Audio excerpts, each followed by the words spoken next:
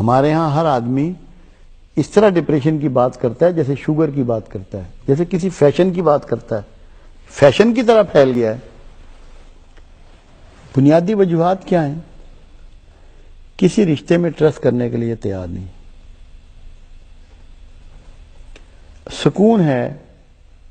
سکون کیسے ملتا ہے؟ سکون غیر مادی چیز ہے، سکون مادی چیز نہیں ہے۔ ہماری ساری کوششیں آرام حاصل کرنے کی ہیں کہ اچھا کھانا، اچھی رہائش، اچھا لباس، اچھا دفتر، اچھی دکان، اچھی گاڑی، اچھا بیڈ روم مل جائے، یہ سب آرام کے طریقے ہیں۔ آرام اور سکون دو متضاد چیزیں ہیں۔ آرام کا تعلق آپ کے ہارڈ ویئر سے ہے جو باڈی ہے آپ کی، اور سکون کا تعلق سافٹ ویئر سے ہے جو غیر مادی ہے۔ سکون روح کی غذا ہے، وہ سارا غیر مادی ہے، اس میں ساری ان چیزوں کا دخل ہے جن کا کوئی مادی وجود نہیں ہے۔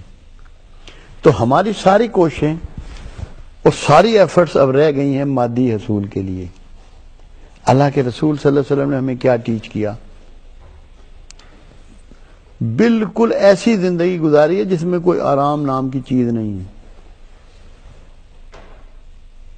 کم سے کم کھانا، سادے سے سادہ کھانا، کم سے کم لباس، سادے سے سادہ لباس۔ بستر کی بات تو یہاں تک ہے، میں حیران ہوتا ہوں، کبھی سوچتا ہوں ایک دن آپ صبح کو اٹھے اور فرمایا آج میرے بستر کے ساتھ تم لوگوں نے کیا سلوک کیا، مجھے تہجد میں اٹھنے میں مانع ہوا، رکاوٹ بنا۔ یا رسول اللہ صلی اللہ علیہ وسلم، ہم نے تو کچھ بھی نہیں کیا، صرف آپ کے کمبل کی ایک تہہ اور کر دی۔ تو جب بستر کا اتنا آرام بھی قبول نہیں ہے کملی والے کو، تو آپ کو ٹیچنگ کیا دے رہے ہیں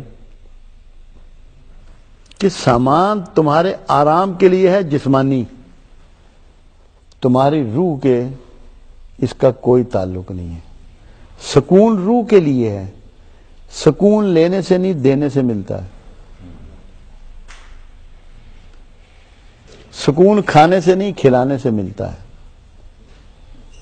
سکون خدمت کرا کر نہیں خدمت کر کے ملتا ہے۔